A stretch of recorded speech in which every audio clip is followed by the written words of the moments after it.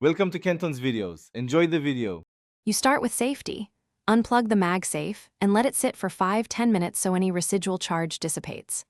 Next, examine the magnetic face and cable joint closely. Debris and adhesive buildup cause heat and poor contact. Use compressed air to blow out loose particles, then isolate stubborn gunk so you can target it. Keep isopropyl 70%–90% and a microfiber at hand. This is the minimal kit that removes grime without damaging coatings or electronics. Now focus on the magnetic contact area. Lightly dampen a cotton swab with 70%–90% isopropyl. Squeeze excess so it's damp, not dripping, because liquid can harm internals. Gently roll the swab across the magnet ring, making short passes to lift oils and oxidation. For tight crevices, carefully nudge debris with a toothpick at a shallow angle, then reclean the spot with the swab.